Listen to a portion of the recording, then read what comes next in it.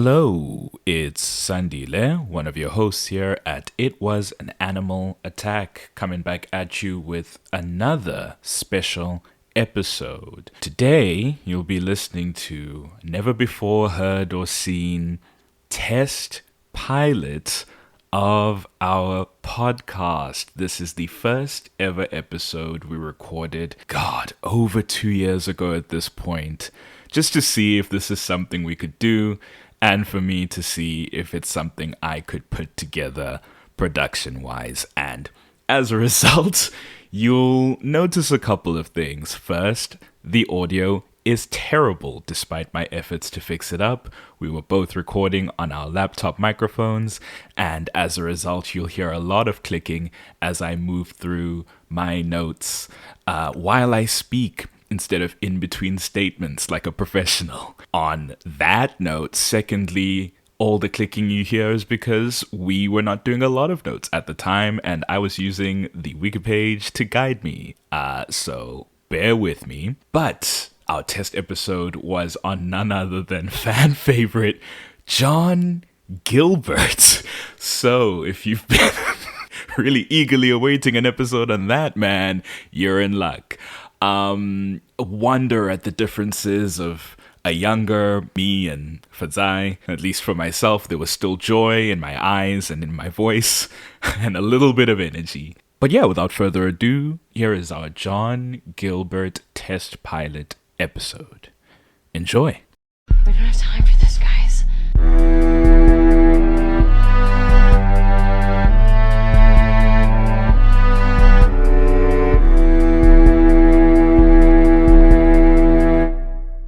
Welcome to It Was an Animal Attack, home of the supernatural drama series. I'm Sandile. And I'm Fadzai. And we're here to talk about the primetime 22 episode era of all things that go bump in the night.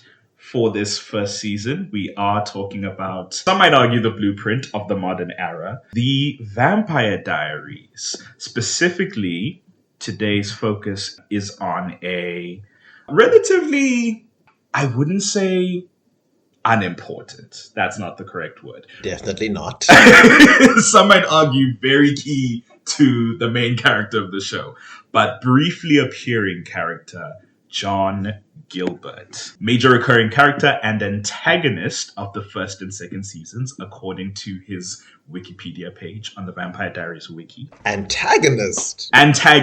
They very specifically refer to him as an antagonist. One might disagree with this in terms of levels of importance, but nonetheless, he was antagonizing a lot of the main characters. I guess, yes, for the most part. He was working against it. Yeah, that's fair. On the very basic level of the definition of antagonist, yes. But John Gilbert II, that's important to be discussed later, is the biological father of main character Elena Gilbert and uncle of her brother Jeremy Gilbert. Who is, yes, her brother Jeremy, who is her biological cousin. Yes.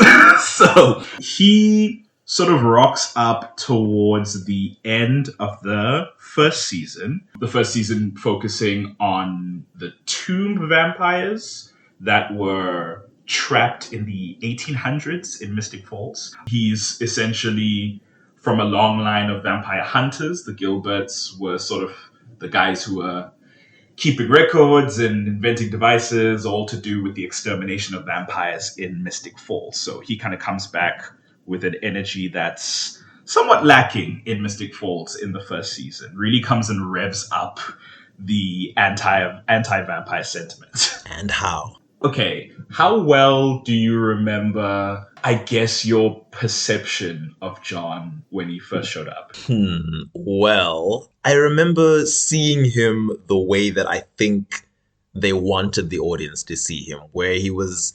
It wasn't necessarily clear that he was going to be an antagonist, but it was definitely clear that we weren't meant to be particularly fond of this man because our POV characters weren't fond of him. Especially Aunt Jenna. Our queen. Yeah, our queen. Between her and John, they are Elena and Jeremy's only surviving relatives. And he shows up and she makes it very clear she's not happy that he's there. Yeah, Elena doesn't like him very much too. I think she's the first one to see him when he has his first appearance. He knocks at their door and Elena gives a very sort of disgruntled "Hi, Uncle John," and it's like, oh, unliked family member. But yeah, I just remember him. He's of course played by David Anders, who is a talented actor. I believe before seeing Vampire Diaries, I had seen him in Heroes. He's in it's the second season for sure, but his character is referenced in the first season. He plays a displaced British soldier who becomes like a samurai myth. It's very complicated, as was Heroes, but that's a whole other story. He's also in Once Upon a Time as Dr. Frankenstein. Or Dr. Whale, as he's known in the realistic... In the present day. Or whatever they would call it. Storybrooke. Storybrooke is the name. It's hilarious. He's also in iZombie, which is, of course, a show about zombies. And in that show, the zombies lose coloration in not just in their complexion, but also in their hair. So he is like platinum blonde in that show as a zombie. And he had to return to Once Upon a Time for a guest episode. And they just had to like hand wave away why he went blonde. It was like a throwaway joke line. I do remember that. I think that was during Emma's Dark Swan era where she had gone platinum blonde as opposed to her usual blonde. Yes. And she makes a comment about his hair and he's sort of like, oh, what, you're the only person who's allowed to change your hair color?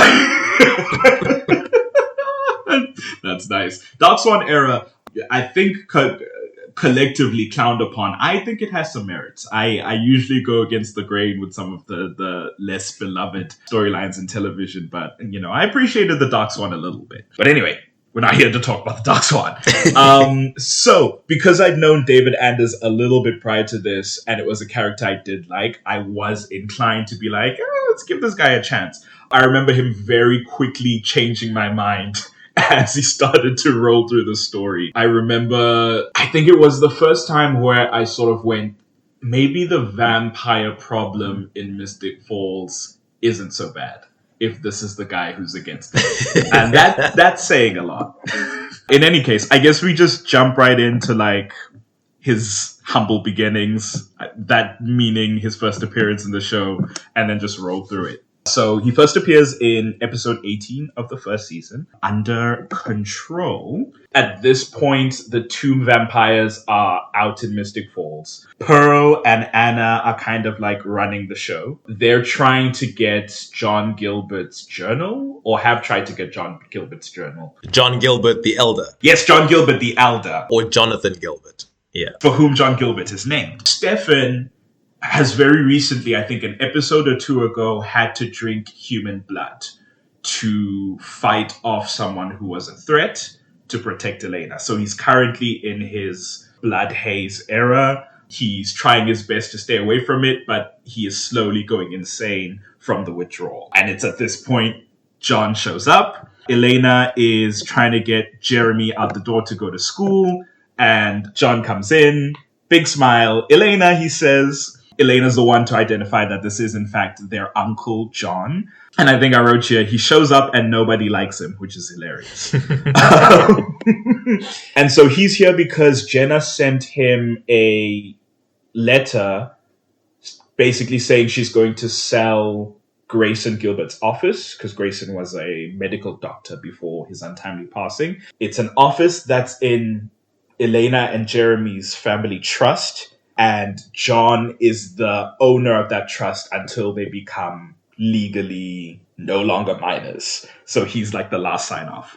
And he shows up and is like, well, I refuse because that's my older brother and I don't want you to do that. Which really entrenches some gross patriarchal like tones for me, because Jenna really is the one who's been raising these kids since the Gilberts died, and then here comes this man walking in like, woman, you will not sell my brother's home. Kind of pisses me off. In actual fact, he is here because, or at least we'll learn, he's here to kind of dilute the vampire issue and bring Mystic Falls back to their glory era of when the council actually got stuff done. After that like brief encounter at the house, there is a scene in this episode where Damon's at the Founders Hall for the council meeting. Damon has sort of schmoozed his way into the town council and into the secret keeping of vampires through Sheriff Liz Forbes because he's decided he wants to like live here now, I guess. And so he's convinced them that he's like a returned Salvatore from like the Salvatores who used to live here, and he's very invested in keeping the town safe. But in actual fact, that's how he's keeping tabs on like the information and what the goings on are about what the town council knows. Vicky has just died of a quote drug overdose. So that's kind of where they're coming off of at that point. John Gilbert comes up to speak in front of the council. The mayor welcomes him home, prodigal son, and he's talking about how some blood banks nearby have been broken into.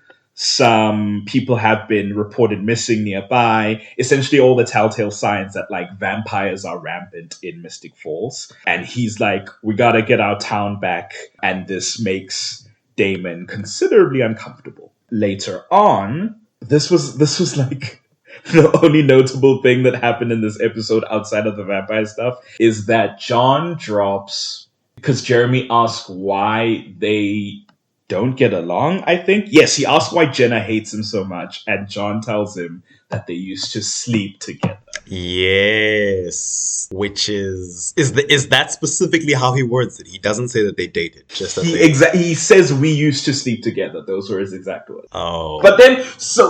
But that's the thing, because it's open to interpretation, right? Yeah. It's like that could mean they dated and therefore they slept together, or it was purely physical. But also, Jenna comes flying in and throws something at him, and I don't know if that means, from the vibe of the scene, it could have been a sarcastic joke, or it could have very much been true, because they all knew each other as like young adults. I think they were university kids when they met.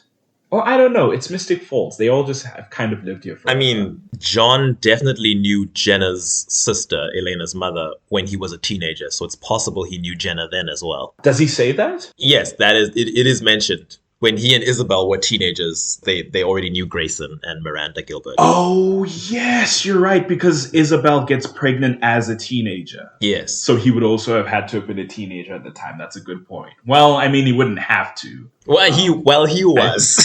Let's hope he was. He was. So it really just comes down to, do you believe that Jenna would have slept with the likes of John Gilbert? And if you feel that in your heart... I mean, did she not date Logan Fell? She did date Logan Fell! Oh, no. And I could believe when Jenna was young and a little less wise, a little foolish, a little heartstrung. Your brother-in-law has a younger brother who's the same age as you. You think, why not? It worked out for my sister going with this family. Maybe I should give it a whirl. Oh, I was hoping that it would have been before Miranda and Grayson got together, because this is the thing that happened on Sia Vindelaan, where two characters were dating and then engaged and then married, and then their parents started dating. Or vice versa. I'm actually not sure. And it's like, at some point, if there's been a marriage and you're now in-laws, is that appropriate? I don't know. Far be it from me to stop anyone. I think if you are two sets of siblings who have, two sisters who then end up with two brothers, that's fine. What TV likes to do often to create drama, and we've seen it in Riverdale, we've seen it in Gossip Girl, is two characters who are dating and then their respective single parents then also get together. That's weird, because then it's like, aren't you potential step siblings now? Like, if your parents are together, that's a little strange. Yeah, I guess siblings makes it less weird. It's the paternal, maternal aspect of it. All that to say, yeah, I suppose she might have gone for John Gilbert. Ugh, what an unfortunate thought, but alas, the best of us always fall for the worst. Beyond that, the actual important thing that happens in this episode is that John confronts Damon outside of the town council meeting on a balcony outside of the building where they're discussing. Makes some small talk, asks Damon if he's aware of the vampire problem and that it's real, and is talking about how it's 1864 all over again. And he references the burning of the vampires that happened in that era, which we do see in the first season. And after a bit of like back and forth, it's very like sort of this posturing thing between the two of them. John drops that he's aware that Damon is the Salvatore from so many years ago, from I think 150 years prior, and that him and his brother aren't like long lost descendants of the original Salvatores, but are the original Salvatores as vampires. And it's this sort of like you've been had moment for Damon, because no one's caught on to them so far outside of the main characters. And Damon, in true fashion, doesn't respond well. He does ask why John's telling him this, and John says he thinks they should get introductions out of the way. Damon says he could rip John's throat out before anyone notices. He clocks that as a town council person, he probably drinks vervain. And John dares him to take a bite and find out. And Damon begins to he does that sort of furrowed brow and then starts to walk away like he's leaving the situation. And then he vamp runs back, snaps John's neck, and throws him over the balcony.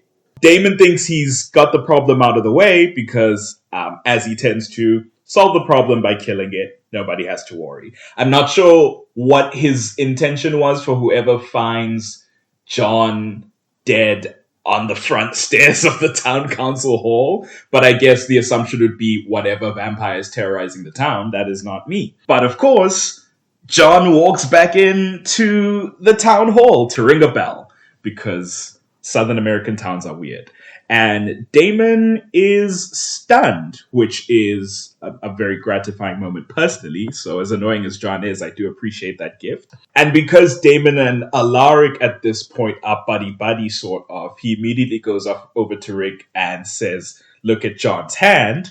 And that's where they spot that John has a Gilbert family ring. We don't know it's a Gilbert family ring at this point, but the ring that allows you to come back to life if you were killed by a supernatural being. This is also at the time where the discussion of Isabel is happening. It's been suggested, or found out rather, that Isabel is Elena's biological mother. She was very young, and she came to Elena's father to give birth, and then disappeared a couple days later, and that's when the Gilberts adopted her. On the hush, so that people would think she was a biological kid. And so now they sort of put together Isabel, who gave birth to Elena, under the care of Grayson Gilbert, who is John's brother. So this ring that Isabel gave to Rick, there's got to be a connection there. So that's really the core bit of this first episode appearance. It's also interesting to note that, John absolutely can't stand Rick. Rick, who hasn't really done anything to him tangibly other than the fact that, Isabel married him. It's like a constant through line through all of his appearances. The moment he sees Rick, if he had the capability, I think he would throw hands, but I think he recognizes that Rick is probably far more accomplished and would beat him the heck up. So he resorts to just, violent words. I think a little bit John's animosity towards Rick comes from the fact that we see throughout John's time on the show in seasons 1 and 2 that he somewhat still holds a torch for Isabel a little bit, even though she's not the girl that he knew. I think he's still in love with the idea of the person that he knew back then, the mother of his child, the young romance that he had. And I think he's bitter towards Alaric, that Alaric, however brief it was, did get to have that happily ever after marriage with her, as well as the fact that Alaric is actually close to Jeremy and Elena, who barely tolerate John most of the time.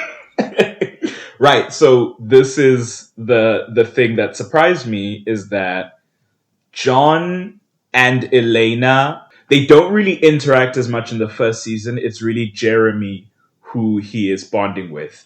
And it confused me when I was first seeing it, and then it occurred to me that John doesn't know that Elena's his daughter in the first season. I think John is aware the entire time that Elena is his biological daughter. I think he is, because toward the end of the first season, it seems that Damon and Stefan have figured it out. And if I recall correctly, I don't know if they have told Elena yet, or if Elena does know, she just hasn't said it to John.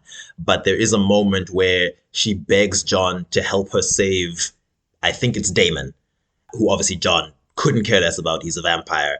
And John essentially tells her that Damon doesn't matter to him, and her friendship with Damon doesn't matter to him. And she responds, "As your daughter, it should matter." And I think that was the first time that it was supposed to be like this shock moment. And he didn't seem surprised that she was his daughter. He was surprised that she knew. So I think he was aware the whole time that she was his child. Oh, okay.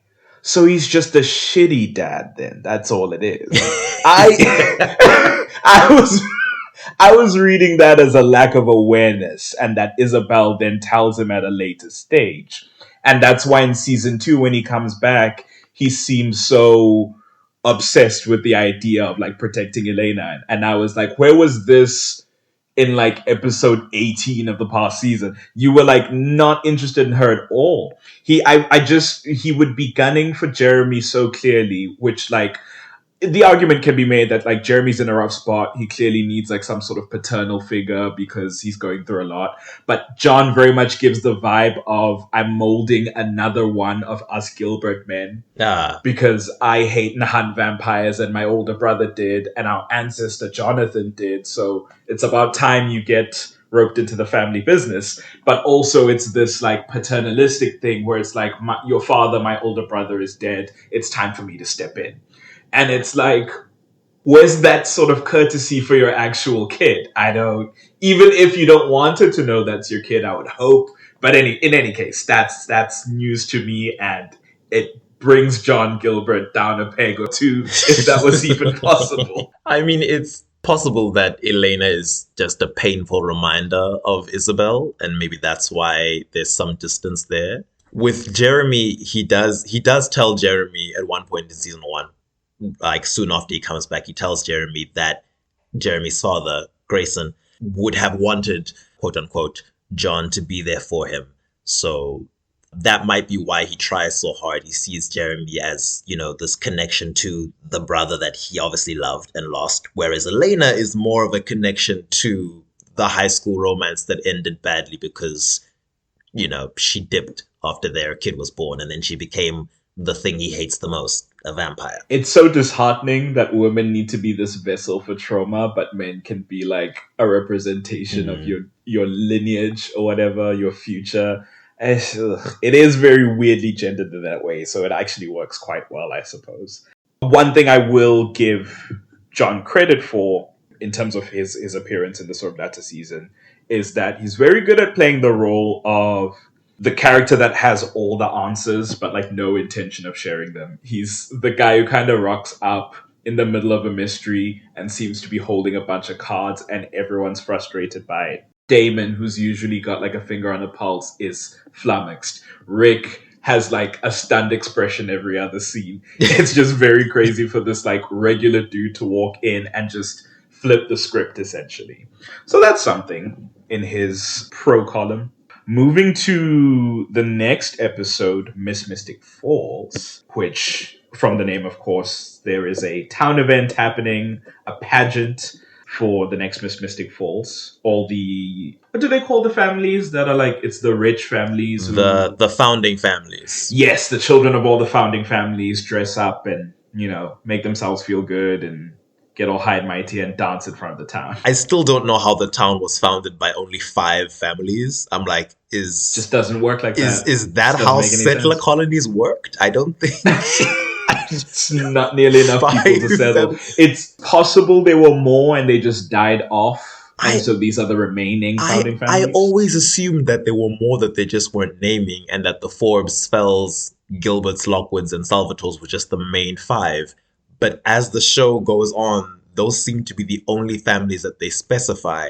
And in season 3, in the episode, I think it's Ghost World, where, the tomb vampires are ghosts on the other side, and they've now, been solidified. So they're going and getting revenge.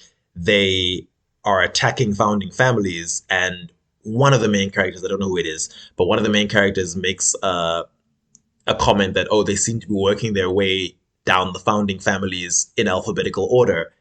And at that point, they've gone for the Gilberts.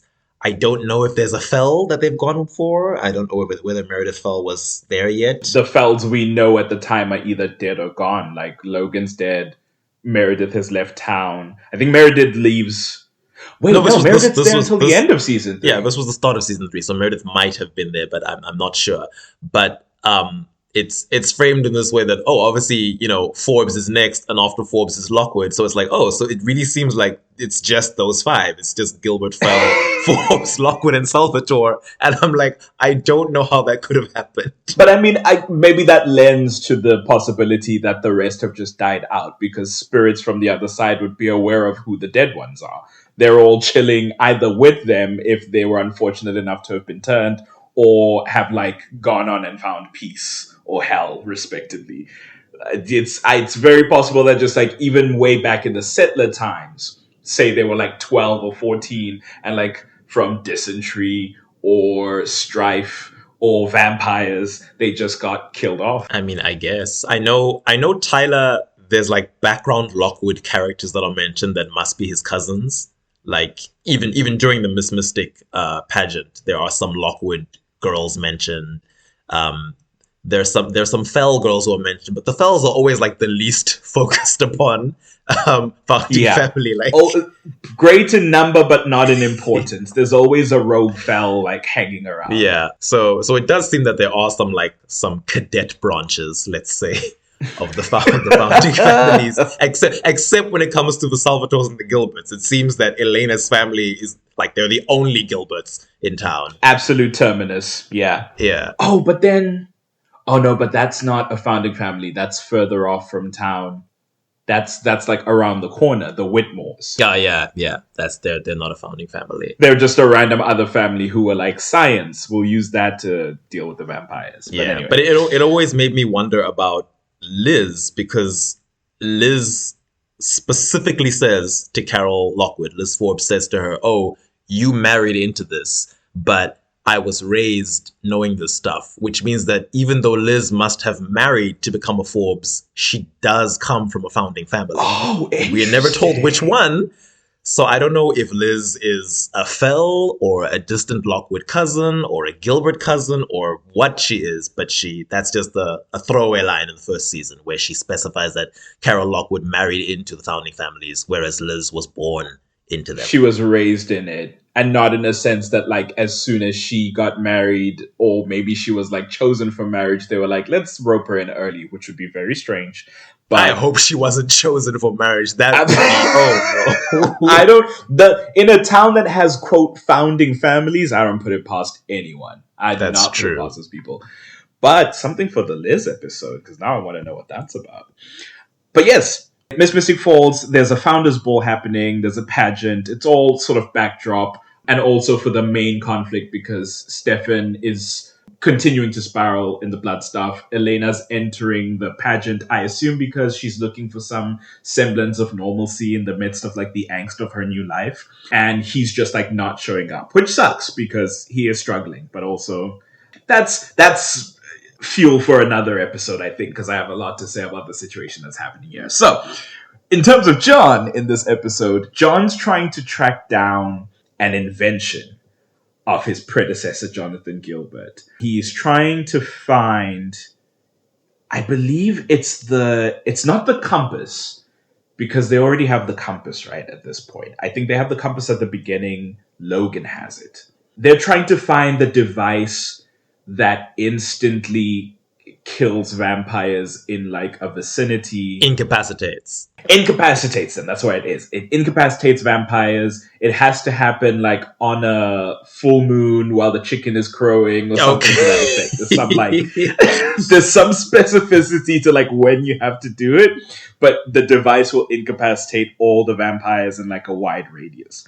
And so he's trying to get it, and he thinks that Pearl, who was there in 1864 because she had a romantic dalliance with John Gilbert the First, before he found out she was a vampire. John II suspects that Pearl has stolen it. Now that he's heard, because Anna has been hanging out with Jeremy, Jeremy lets slip that Anna's mother is called Pearl, and John tracks her through that. There's also the journals that Jeremy has had, Oh yes, Jonathan Gilbert's journals. which he uses to like write a history paper or whatever. But through all of that, John's like trying to track down Pearl. Damon speaks to Anna and Pearl gives him the device that she took from John the First and says she doesn't know what it does. But she says she's just trying to live a life. She and Anna are just trying to like get out from under, so she doesn't care about what they're doing. And so she hands Damon the device. And that's about the end of that.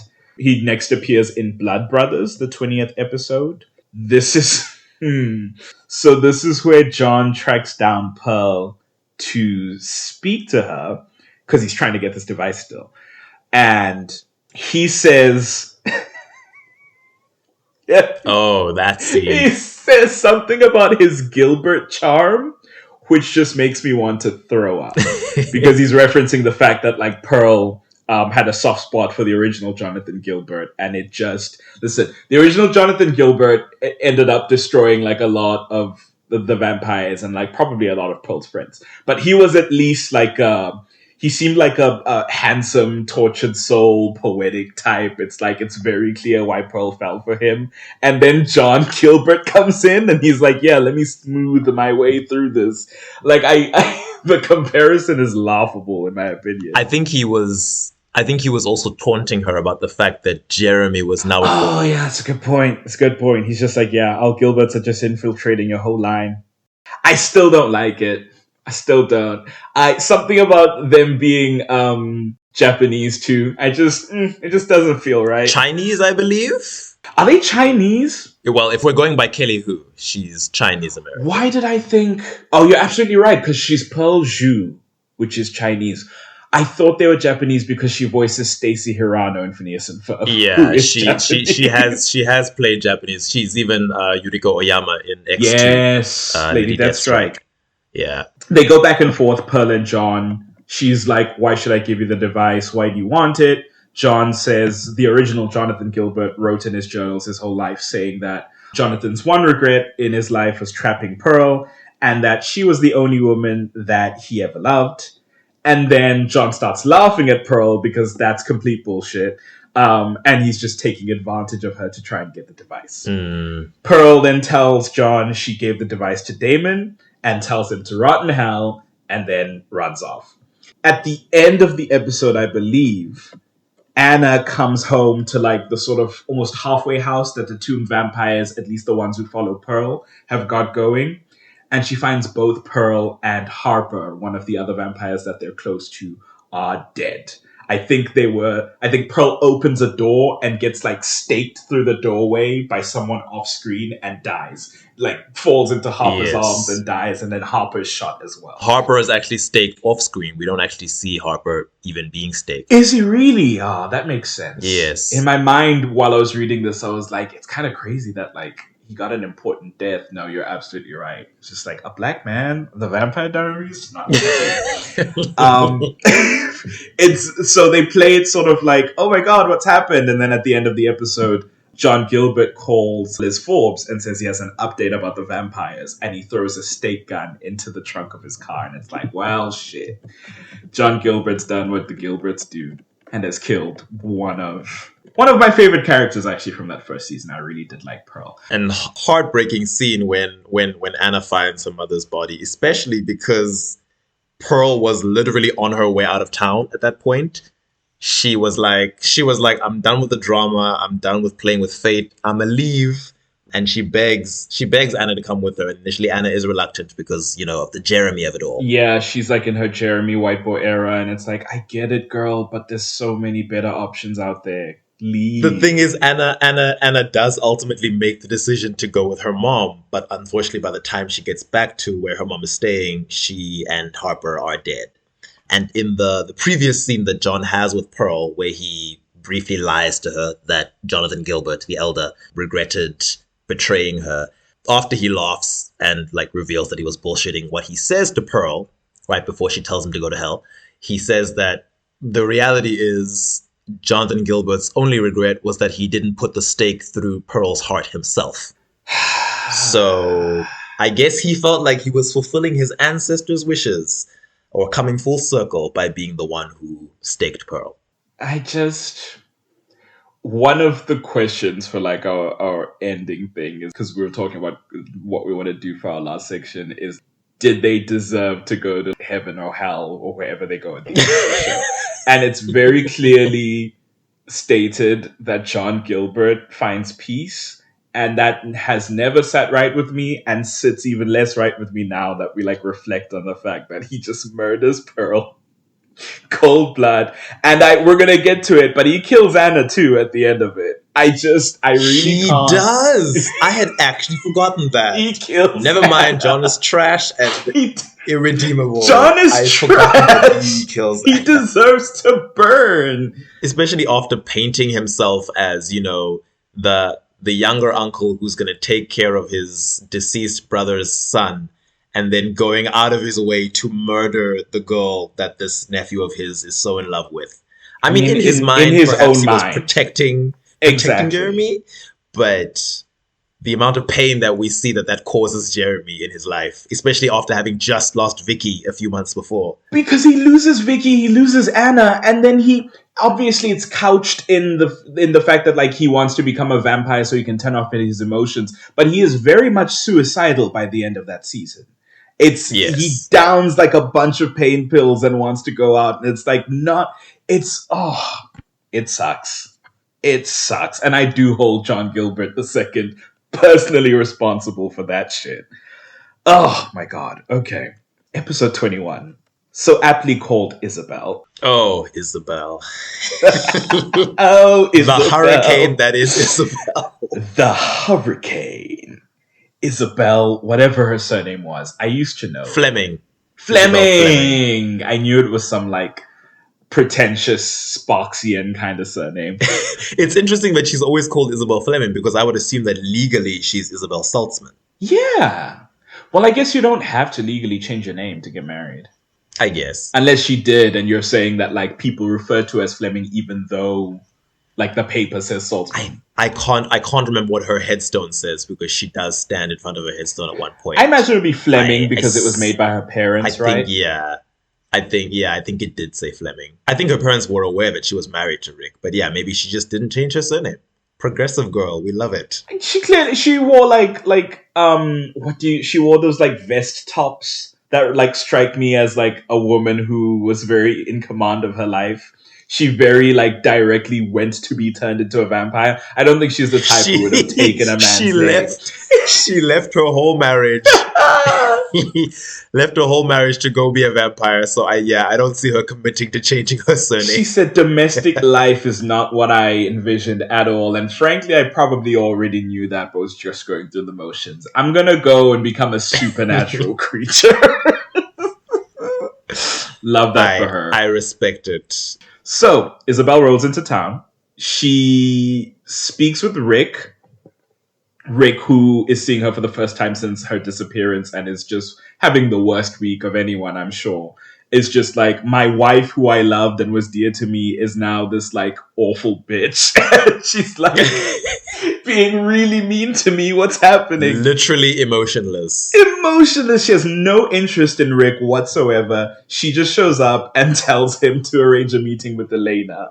And he's like, well, I guess I might as well. And when they meet, Elena has a bunch of questions naturally because at this point, as we've said, she knows that's her biological mom. Isabel's not interested in any of that. None of the reunited mother-daughter spiel. She just wants the invention that John Gilbert's been looking for. She learns Damon has the device. She tells Elena to get it. Otherwise, Isabel's going to kill everyone she loves. Oh, yes. She starts name-dropping all of Elena's quote-unquote friends. She says, I've catalogued your loved ones on paper because you never speak to them, but nonetheless, if I kill them, you'll be sad. I mean, she mentions Tyler, who I don't even think Elena really is friends with at that point. No, because Tyler really only becomes like a core person in that group by circumstance. He really is only friends with Matt out of that group. The rest of them only kind of like tolerate him when he's around. Everyone vocalizes that he kind of sucks. I guess if we stretch it, Elena did date Matt, Yes. And her first considers love. Matt a very good friend. I will Yes, flag and- for Matt in this respect only, is that Elena is very close with him. And I guess by proxy, your boyfriend's best friend in a small town like that is probably someone that you've spent a lot of time around. Especially when you're all part of the popular crowd. She was a cheerleader, Tyler was on the football team. That's fair. In any case, we find out that John and Isabel are working with Catherine because I believe it might have been the mid-season finale or a couple episodes after that when the two vampires get out and Catherine isn't in there, and it's discovered, too much to Damon's dismay, because his whole reason for coming back to Mystic Falls was to free Catherine. Catherine was never in the tube. Yes. So Isabel and John are working with Catherine. She says this to Damon, trying to get him to give her the device. He refuses. He threatens her. And Isabel is like, well, I've got to get the job done, so I'm kidnapping Jeremy because we need to expedite the process. And the moment Elena is in peril, of course, Damon must now respond, so he gives over the device. Bonnie, bless her heart, offers to remove the spell from the device so that it will not kill the vampire. Oh, yes. I had forgotten that. Oh, Bonnie. With that comfort of this promise, Elena feels happy to hand over the device, because what's the problem with handing it over if it's not going to work? She gives it to Isabel. This is the episode of what you were talking about. It says, throughout the episode, Damon correctly theorizes that John is in fact Elena's biological father. Yes. Isabel, now leaving with the device, assumedly to go to Catherine and hand this over, has a talk with John. This is like a private conversation. I remember it happening on like a street corner or in the cemetery, somewhere where like nobody's nearby and like wind is blowing. That's as much as I remember. And she's talking to John about how Elena's run-in with vampires now and their dear daughter needs to be safe. And this is the moment that confirms, yes, John is the biological father. And I suppose John, yes, did know, because in this conversation, she speaks it matter-of-factly. Yes. So she says that Elena will probably become a vampire because of the Salvatores, and she doesn't want that for her. So she asks John to ensure that the Salvatore brothers die for Elena's sake. She says for their daughter's sake. So, real crazy that for like 3 episodes, John's like, Elena who? Meanwhile, the whole time he knows he's a biological father. But fair enough. Finale, Founders Day. This is the climactic episode of the season where there's some sort of event. Isn't there always in Mystic Falls? There's always if it's not a town event, it's a Lockwood event. It's Carol Lockwood throwing some sort of soiree or party. But it's basically a front to set up this vampire device and incapacitate all the vampires in town. The sheriff and deputies, well, not the sheriff explicitly because she's not down with the plan. John knocks her out and ties her up so that she's not an obstacle. Her deputies are all roped in with vervain to inject the incapacitated vampires. And then they're going to dump them all in one room and then burn the room down. Basically in a redoing of 1864 when they burnt all the vampires. Yes. Key things that happen here, because there's a lot of stuff that I've written down here about just like the events of this plan. Like I said, John has Sheriff Forbes tied up and cuffs her to a pole. Oh, Bonnie, who said she took away the effect of the device, confesses to Caroline that she lied. She might do that at the end of the second last episode or the beginning of this episode. But essentially, she's kind of like anti-vampire right now because she's seeing all the damage that they're causing in her town. And she's like, I'm not letting that shit happen. So the vampires need to go, even if that includes Stefan and Damon, because as much as Elena rides for them, they only bring trouble. Anna gets taken when the device is activated. Damon gets taken. Stefan is nearly taken, but Rick sees it happen and interjects and he says, I've got this one. Yes. You go get the one that's across the road. And so that's purely the only reason Stefan's saved. Mayor Lockwood gets taken because he's also affected by the device and everyone believes the vampire. Which is proof that an untriggered werewolf has super hearing, because that was how the device worked. It set off a high-pitched frequency that affected creatures with super hearing. I assumed it was like a magical thing. That's my bad. I mean, it was operating because of Emily's magic, because Right. Jonathan Gilbert the Elder just wasn't that good an inventor. Yeah, just really kind of a flop era guy without her. Yeah, it was a sonic device. Right before she's taken, when Anna is in pain because the device has been activated, she tells Jeremy that it feels like dozens of needles are piercing her skull, and she's holding her head in pain. It's because it's a sonic attack. Okay, fair enough. A bunch of vampires are taken and thrown into the basement of the Gilbert building that Jenna was going to sell. So we see that John was like holding it for a very particular reason. Stefan learns that Damon has been trapped in the building. I think Stefan, Elena, and Rick are together, and then John is coming to find Elena, and John tells her that he's with the rest of the two vampires. Damon is. Stefan asks Elena about another entrance and runs in to go rescue Damon without hesitation, which is in Stefan's nature. John stops Elena from following him, grabs her arm, and John says that if she takes one more step, then he'll alert the deputies that they missed a vampire. Now, does that mean Stefan, or is he because without the knowledge that he knows that this is his daughter, I assumed he meant I'll throw you in there with them. But I guess now he's probably talking about Stefan, not He's her. probably talking about Stefan. I think Okay. even if in some interpretation of the text John despised Elena that much, I think Because he never speaks to her. I think he might be worried about what Isabel might do if he just murdered their daughter without her permission. Yeah, that's fair. Okay, that's my bad. I'll take that one for the team. But yes, Elena says, I'm asking you not to. And then he says, that doesn't mean anything to me. And then she kind of haughtily goes, as my father, it should.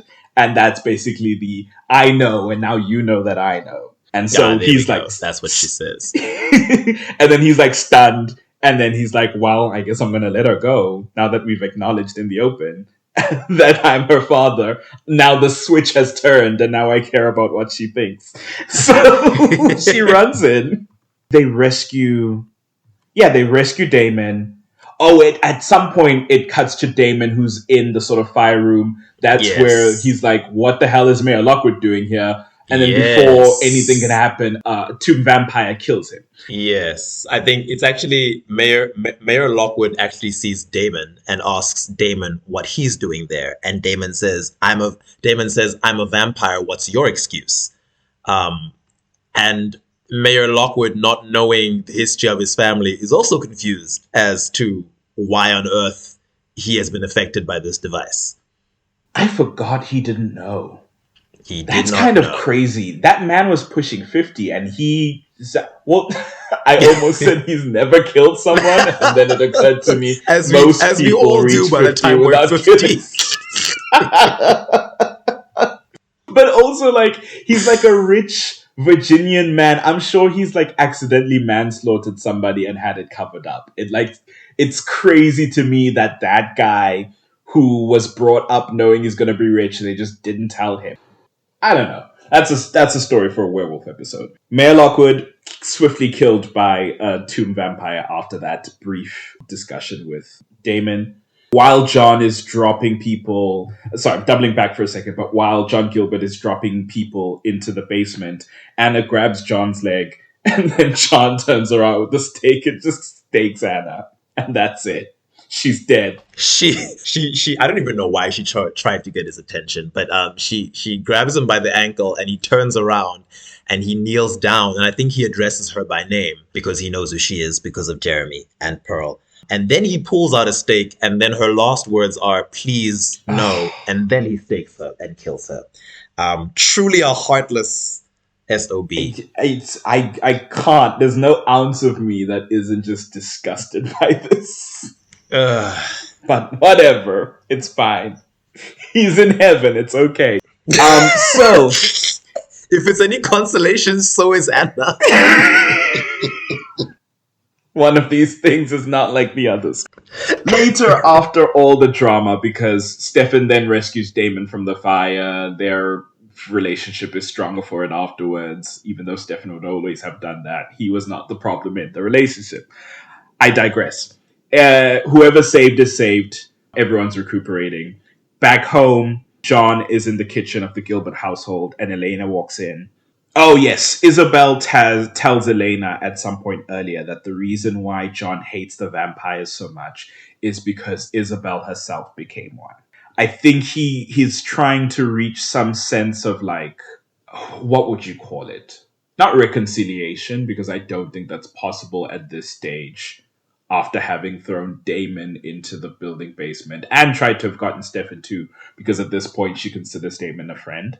So I'm not really sure like what he's hoping for here. Granted, he's a little bit delulu, so it's fine.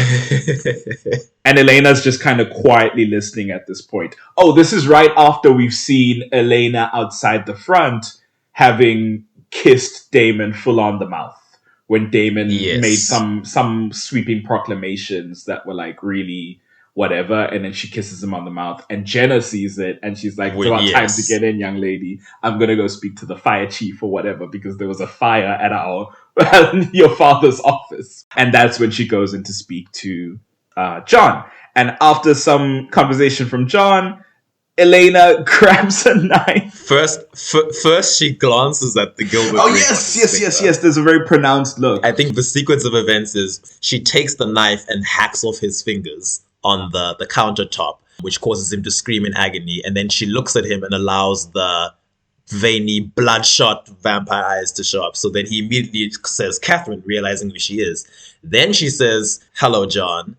And then says, goodbye, John, and stabs him in the abdomen. Yes, you're right. Because he ends up with the whole point is to kill him without the ring on. Yes. Okay, yes. And that's where the episode ends. Which is kind of an iconic way. At the very least, he's involved with what is unanimously agreed upon as the most iconic Catherine scene in all of Vampire Diaries history. So he's got that going for him. Season 2, he appears a bit less than. He's really very integral in Season 1. Season 2 is just kind of like the come down from his attack. Season 2 opens with the return. Elena finds John bleeding in the kitchen. At this point, Catherine is still somewhere in there, and John tries to warn her, and Elena grabs the knife, realizing he's trying to say someone's in there, and then Catherine kind of vamp runs out, so Elena doesn't really see what's happened. And then she runs to find Jeremy, who at this point is like overdosed in his bed. There's a lot going on in this opening episode. Later in the hospital, because John does survive, he does have a stab wound, but he survives, Elena gives him back his ring and asks him why Catherine is here. John is still being pissy about Stefan being with Elena, which is like, time and place, my guy. You've nearly died. We're trying to help you, and you're going to be real weird about your daughter's boyfriend.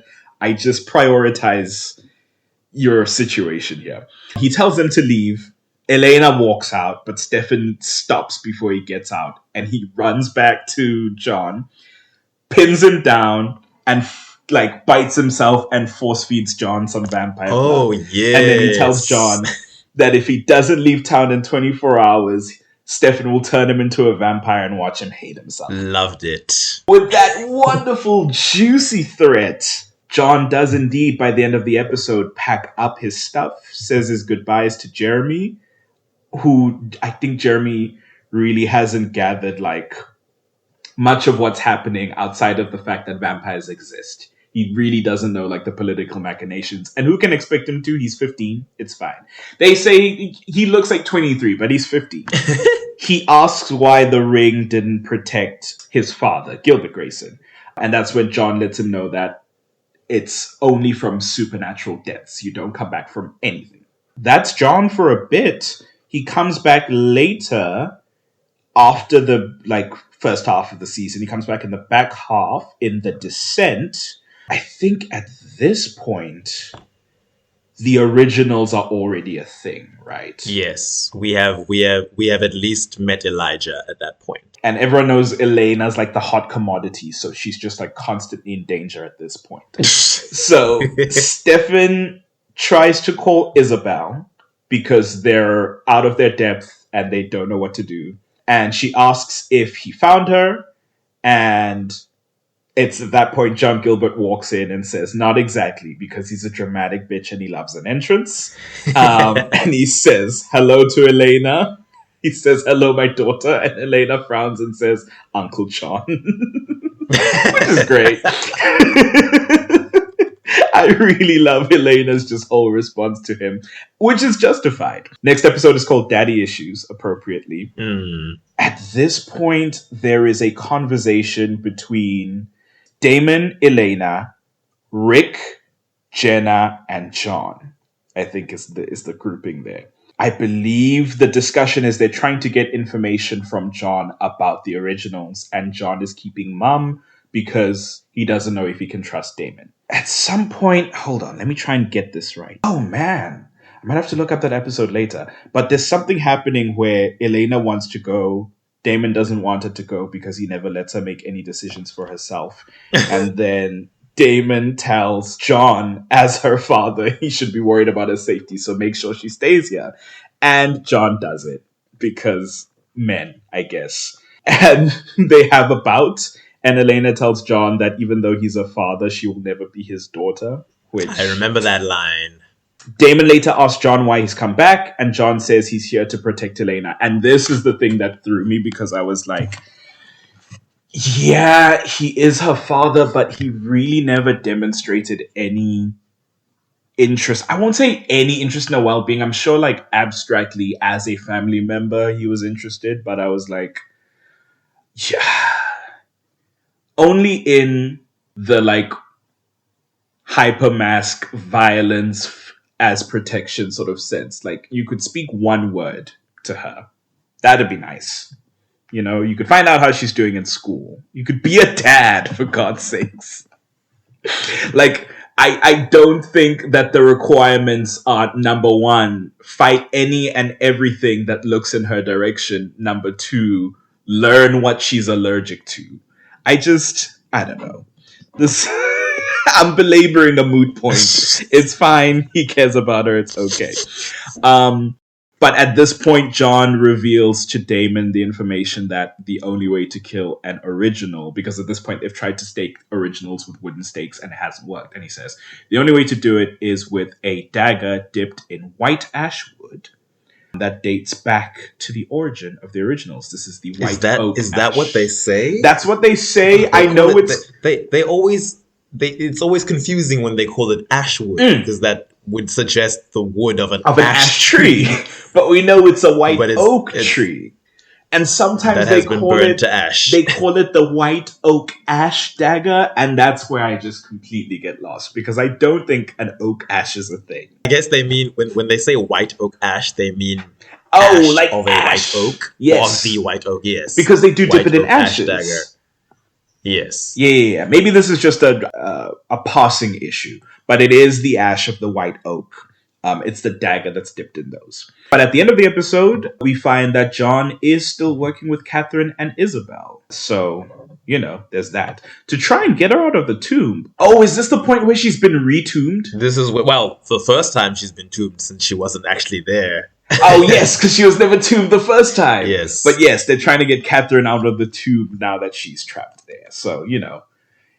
Ever the sneak, John Gilbert. Really, after that, like I said, it's very sporadic. It's just a lot of him fighting with Rick and insisting that he give his ring back. And then when Alaric refuses, he's like, well, I'm just going to cause problems in your relationship until you give my ring back. And then he starts going to Jenna and telling her, what do you really know about this Rick guy? Oh, yes. Supposedly dead wife who comes back alive. Can you really trust him? He's from so far away. In fact, I think it's around that time in season 2 that Isabel actually does return to town in person, and she shows up on Jenna's doorstep after Jenna and Alaric have been having difficulties, and he promises her that, you know, in spite of everything that he might not have been forthcoming about, his wife did die, which technically true. She became a vampire, so she did die. But it's after he assures his girlfriend that I'm not lying about this, my wife is dead, that Isabel decides to show up on Jenna's doorstep. And she's like, hi, no. I'm Isabel. And I think the first thing Isabel does is she's like, I think Rick, I'm not sure if Rick is in the house at that point or if he's left, but Elena and Jeremy, for their part, have backed up Rick's story. So Aunt Jenna is not very impressed with them either. And Isabel is like, "May I come in?" And Elena's like, "No, do not invite her in."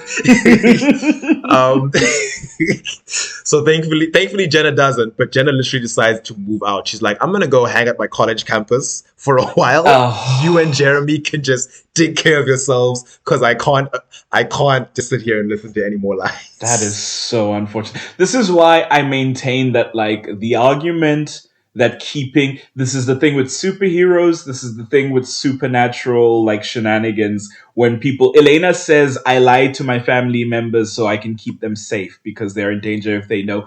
They're in danger either way. Because they are publicly your family members, the bad guys will come for them. It's better for them to be armed with information. Because here's Jenna, who doesn't know anything. All her relationships are being burned because it seems like all of you are hiding something. And at the end of the day, she dies because she was not aware of anything that was going on until the very end. She was never safeguarded. She was never well informed. It really sucks. Very true. After that, he's just sort of like around really for a couple of episodes. Oh, on the topic of the white oak ash dagger, that's a mouthful. John, I don't know whether he's working on the orders of Catherine/Isabel or whether this is just something he decides on his own. Although Catherine is aware of this, she tells Damon later on. But when John gives Damon the dagger and tells him how to use it, and that he must use it on, he leaves out a critical piece of information. He leaves out that critical bit of information that any vampire who uses the dagger on an original will die themselves. Which Damon is not pleased to learn. How does he... he does find out. I forget who's the one who tells him. I actually can't remember how they find out, because eventually it's Elena who does it. So they're at that lake house. I know Stefan and Elena go away to a lake house for a bit. Oh, yes. Stefan and Elena break down that wall in the lake house that's filled with, like, more Gilbert, like, journals. Ah, yes. With research about the originals. And she learns from that the dagger can only be handled by humans. Jonathan the Elder, yes. Can only be handled by humans. If a vampire uses it to kill an original, it will also kill the vampire wielding it. And then she calls up and is like, "Yo, my dad is trying to get you killed. Watch out." Following that, in a later episode, Stefan comes to the house to talk to Elena, and John calls them both downstairs.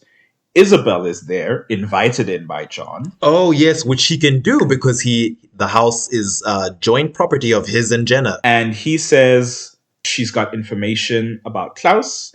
She didn't find him, but she heard rumors that the doppelganger exists. And she says that she also has a safe house for Elena, which Elena refuses. Isabel and Rick talk, but it's a diversion to kidnap Elena. Elena gets snatched, but she's replaced with Catherine. There's a lot of, like, doppelganger shenanigans going on. Take a shot every time one of those two things happens. Elena gets snatched and Elena is replaced by Catherine. Isabel, I believe, bites John so that Catherine can then kidnap Elena. And then Stefan follows Elena, who is actually Catherine, and she stabs him and throws him into the bushes. Yeah. Damon finds dead John and carries him home, but he's fine because of the ring. Stefan tells Damon then that Isabel took the Moonstone, and then Isabel's got Elena as well. So it's clear that she's actually working for Klaus because she's collecting all the ingredients for his little ritual. He's got the Moonstone, he's got the doppelganger, and we find out later he needs a vampire and a werewolf sacrifice. Yes. Then the last real meaningful appearance for John is the penultimate episode, 221, called The Sun Also Rises. This is, in fact, the episode where Klaus does his ritual, or has his witches do the ritual. So John comes to the Salvatore home. He's looking for Elena. He assumes she's there because, she runs with the Salvatores. At this point, Elena, of course, has been snatched. Damon tells him that Klaus has got her and the sacrifice is going to happen. And at this point, Damon has given Elena some of his blood. So if she dies, it's not so bad. She'll come back a vampire. And John is furious. So, I'm not sure at which point Bonnie and John speak.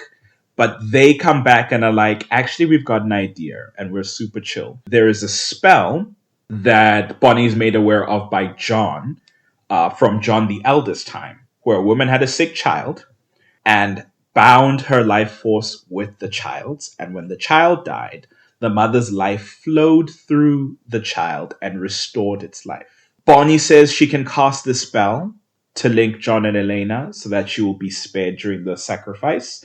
And then Damon, Bonnie, and Elijah, who they're allied with at the time, it's important because he betrays them later, head off to the sacrifice to try and intercept. Jeremy asks for more information from John about the spell and is like, what happened to the mother after the child was brought back to life? And John admits that he does know what happens and that in his sort of eyes, he's saved his daughter and he's found peace. He then hands Jeremy a letter and his ring, asking him to give them to Elena. I believe at this point, he's still alive. Yes. Because when I was reading it back, I was like, is this John as a ghost? Because as we know at this point, Jeremy can just see ghosts. Jeremy actually can't see ghosts yet at that point. Is it season 3 when the ghosts start appearing? Jeremy only gets the ability at the very end of season 2, last few moments of Bonnie the episode. resurrects him in the final Yes. episode. That is a crazy big gap for Vicky and Anna to not be there and then suddenly come back.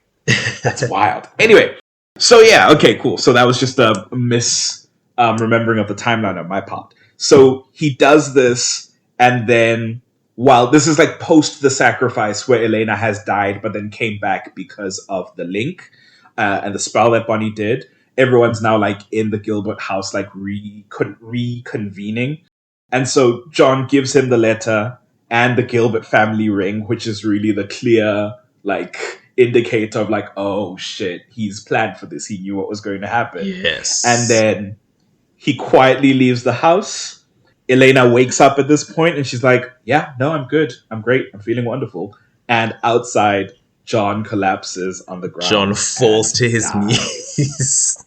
He falls to his knees on the porch and dies. Which is inarguably the best thing. Actually, arguably the only good thing that John Gilbert does. For all his talk about he's here to protect his family and vampires are A, B, and C, this is really the only moment where you can point to it and go, that was a man protecting his daughter. That was a man sacrificing for his family. And I think it's a nice moment. It's a tick in his box because he does the ultimate sacrifice. Yes. And it's especially heartbreaking. I didn't want to say heartbreaking because I don't want to give him that much credit, but it is a little bit heartbreaking because the letter Jeremy gives to Elena, oh yes, when they're preparing for the funeral, that's when he hands it to her. Afterwards, Elena sits down. They're talking about how many people they've lost, but Jeremy's like, we still have each other, and it's sad, but they hug, and then he walks off. And she sits down and she reads John's letter, which says, it's no easy task being an ordinary parent to an extraordinary child. I failed in that task, and because of my prejudices, I failed you. I'm haunted by how things might have worked out differently if I'd been more willing to hear your side of things. For me, it's the end. For you, a chance to grow old and someday do better with your own child than I did with mine. It's for that child that I give you my ring. I don't ask for your forgiveness or for you to forget. I ask only that you believe this. Whether you're reading this as a human or as a vampire, I love you all the same, as I've always loved you and always will.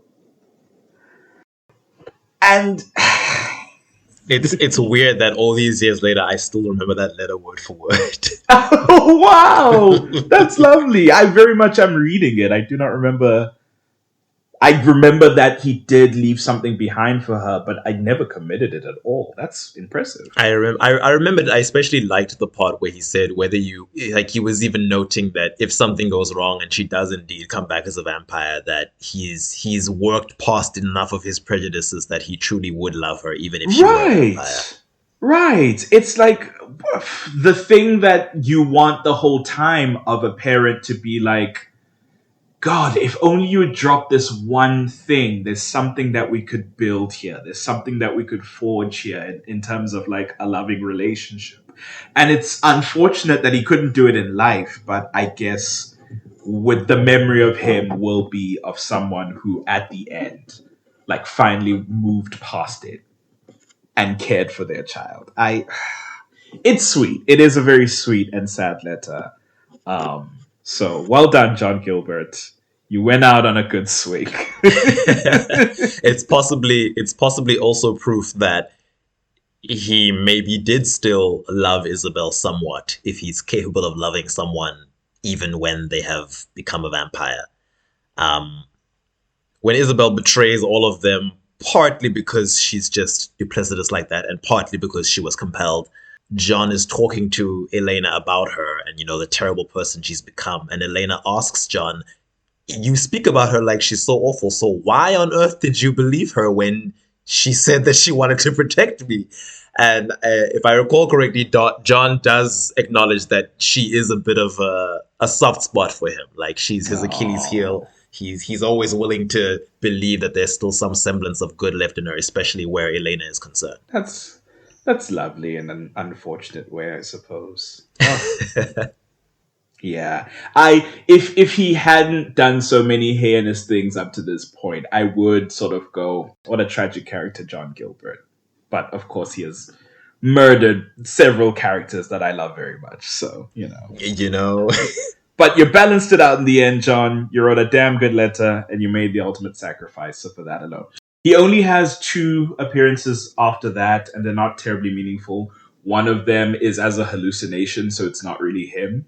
It's the episode where Catherine is dying, and Damon is torturing her sort of in her own mind with like illusions of her past like failings. And so Jenna and John come back, and I think Jenna stabs her and John chops off her fingers. So he briefly comes back for that episode. And then, of course, in the last episode, I Was Feeling Epic, in which after a time skip or a time speed up, what will we call it? A time montage. We see him at the end when all the characters are dead who will die.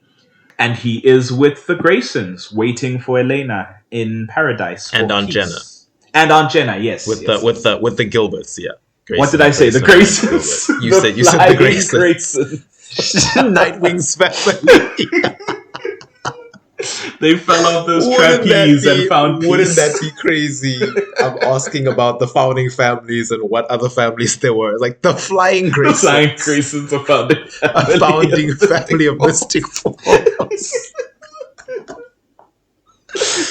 Ooh. But yes, he shows up one last time at the end as like a face and a waving hand. And that's curtains on John Gilbert. I guess final thoughts? I guess they tried to give him something of a redemption arc. I think he at least redeemed his relationship with Elena. I don't know. I don't know how Jeremy felt about it when he died. I don't recall if Jeremy is even aware that John killed Anna, because Damon was the only person who saw it, and Damon just tells Jeremy that Anna is dead. I doubt he would have spoken to John if he'd known that. I doubt that would be a relationship that would be ongoing in any capacity. I think he definitely cared for Vicky more, at least in that first season. Like, even when Anna shows up, Anna's very clearly like second fiddle. But that eventually grows into something more once the pretense falls away of her trying to work him for the diary. And him trying to work her for her vampire blood. Right, exactly. And they like finally meet each other on some sort of even plane. Then something nice actually happens and it's like, okay, cool. But I think if he knew John had killed Anna, I don't think that's someone he would be mourning or speaking to in any capacity. Probably not. Yeah, I agree. I think going back over his episodes just reminded me he was far more heinous than I remembered. He was just really just a real problem. But I do appreciate his last couple of episodes were in service to his daughter. And I do personally think he would have fallen shy of peace by a couple of points, but I didn't write the Vampire Diaries, so I can't decide that. This is our podcast, though, so I will firmly state I think he belongs in hell. And I'll fight anyone who says otherwise, Julie Plec included. Girly, Oh. watch your doors. Keep one eye open when you sleep, because that is some nonsense. Peace for that man. I don't know. I would probably discuss this at a later stage, but it does put into question of like, I do think in some capacity, whether you find peace or go to hell is self-determined. Catherine of it all throws a wrench in that, but like, I have to believe that it's because he made that sacrifice and believed himself to be at peace. He didn't have any regrets. I doubt he regretted killing any of the vampires. He thought he was doing service to the town. So no regrets. No regrets. I go to peace. I think that's how it works, at least in some part. Probably. I mean, probably the reason that Catherine got dragged to hell immediately is because she never denied that she was a terrible person. Like, she accepted it. She's like, you know what? I've done what I had to do to survive. I know I'm awful. But I just don't care. Yes. I mean, interestingly, once we start seeing people on the other side, we never see Isabel, who also knew she was awful. Yeah. I mean, in like out of universe, you can chalk that up to real life, the actress not being available or the writers having nothing to do with her. But which is crazy because, like, what did Mia Kirshner ever do after that? I think I've seen her in one other thing. No, that came out a little bit callous. I didn't intend that, but I don't think she's been in any huge projects since then. I mean, none that I'm aware of, but it's not like I watch every single thing. I like to believe she's doing fine. Where's David Anders now? I think he did iZombie after Vampire Diaries, because Vampire Diaries ended in 2017. So season 2 was like 2010, 2011. He did iZombie from 2015 to 2019. I believe he was in the full run. I know he's at least in the first 2 seasons. He did Once Upon a Time around the same time as Vampire Diaries, and nothing necessarily big since. But, I mean, he's had a somewhat storied career, so I think he's doing fine. Yeah. Unless you've got any sort of other burning thoughts on the man? I mean, just as not a tragic character, but a character with whom on some level you might be able to sympathize. John and really all the founding families, they're really painted as sort of this, it's almost like a religious belief they have that vampirism is wrong. Caroline's father outright says, I believe being a vampire is wrong, even when he's accepted that Caroline is a vampire and he no longer wants to change her. So because of, John Gilbert's, his family history, his namesake, really, and the legacy of his ancestor, you can sort of see why he ended up becoming the person that he became. Like, his child and his nephew are so embroiled in this thing that he believes is fundamentally evil. The woman that he loved and mother of his child chose to be a part of this, despite the fact that largely I think she knew about vampires because of John. I think it's suggested that she knew about it before she met Alaric. And I can see why John often made decisions that seem really cruel. It's because in his mind, a vampire is just a monster. And it's only a lot like religious fanaticism and religious bigotry. It's only when he's confronted with the idea of someone who he knows and cares about becoming a vampire that he's able to sort of circumvent that prejudice and still care about these people the way that he cared about Elena, and I believe still sort of cared about Isabel. Yeah. I think 2 thoughts that come to mind, because that's a very great framing that you bring to it, is contrasting him with Bill Forbes, which crazy to say that John Gilbert shed this mortal coil a little bit more enlightened than Bill did, because for as far as Bill loved his daughter more clearly than John did, Bill ended rooted in that belief. He ended off even seeing that his daughter was living a happy and fulfilled life. He could not and would not let go of that belief that, like, it is fundamentally an issue, fundamentally wrong and unnatural, and he died for that, as opposed to a John Gilbert who died for his daughter with the promise that, hey, if you do end up this thing that I was raised to hate, it's okay because you're my kid. And that comes first. And I do think that's nice.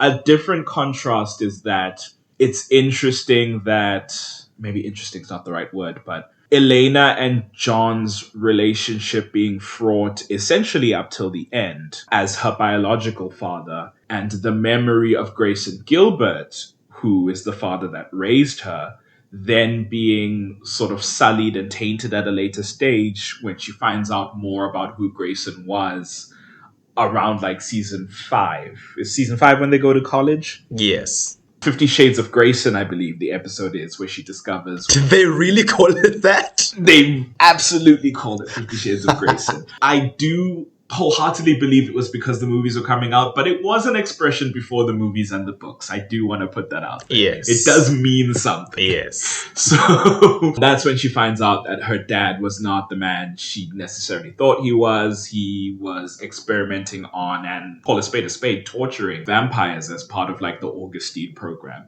It really puts into perspective this contrast between the Gilbert brothers of like, hey, here's this man you believed was your father and you believed was wholly good, and he died with your memory of him, this like beautiful thing, and then later in life that's tarnished. Whereas your biological father, who you didn't know as your father and you really didn't like all that much because he was an asshole, and then in his death he becomes this bittersweet memory of what could have been. And it is notable that every time, and it is every time, when Elena has this almost breakdown about all the people she's lost, she lists John in those lists of like her family and loved ones who are She gone. does.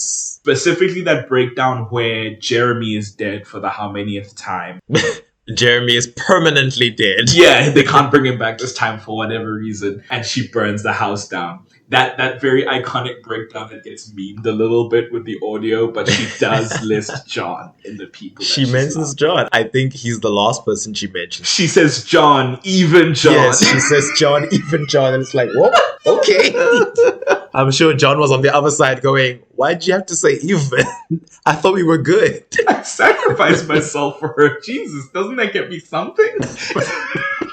It's like she anticipated the reaction of people going, John? Really? She was like, yes, even John. Did you even like him? She's like, God, yes, even him. He was fine at the end. I wonder, I was just thinking now on you touched on Grayson. I wonder if maybe giving John a little too much credit, but maybe a possible reason for him maintaining distance between himself and Elena, even after Grayson had died, was, I mean, he was around. He probably saw that his brother was a good father to this child of his, and that his child loved his brother as her father, and maybe he didn't necessarily want to get rid of that out of respect. I guess.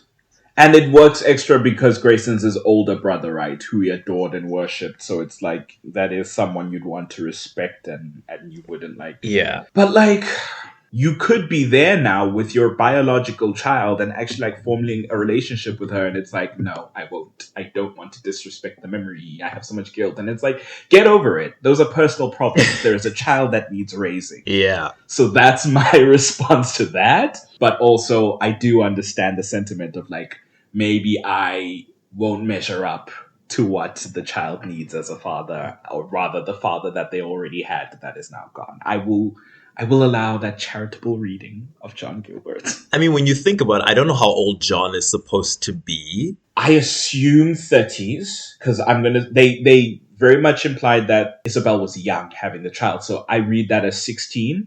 And Elena is 16, 17 when the show starts. So that means he's like 33 at the most. So fairly young. So with Jenna still being in college, Jenna is probably somewhat younger than John. I got the sense that Jenna was like a free spirit who did college later in life. I read Jenna in like her mid to late 20s. Yeah, so yeah, mid to late 20s. If he's in his 30s, she's somewhat younger than him. It's worth noting that maybe part of the reason Jenna dislikes John is not just because of the history between the two of them, the implied history that might have just been physical, might have been romantic, whatever. It might also be because when, their respective siblings died and left two children who were minors, it was Jenna who was chosen. It was Jenna who was chosen to be the guardian, and John doesn't even show up. He's seemingly not interested in being around. But then, the house is still partly in his name. It probably isn't nice for her to have to share property with this man. but none of the responsibility of being a parent that she suddenly had thrust upon her is thrust upon this older person. Frankly, what a grounding, bracing situation. Now I've got to raise two kids that are only like 5, 6 years younger than me. Insane. That math is not correct, but you know what? It's fine. It's nearly 1 a.m. I mean, they look virtually the same age, but I think she's meant to be roughly a decade older. The sucky teacher from season 1, Mr. Tanner, he describes her as when he's speaking to her during like a parent teacher meeting, he asks her, "Oh, you're the mother's kid sister?" To which she corrects him. She's like, "Younger sister, yes." God, I hate that man. If there's ever a character who dies in the show and like nobody would care, freaking history teacher, Mr. Tanner. Apart from insulting just like regular students like Bonnie, who he calls cute and dumb, or Matt, who he like talks about like a dumb jock stereotype, he is like ruthless to Elena, whose parents died like maybe 3 months ago. Given He's how like, long summer your holiday parents is. died how long ago? Get over it.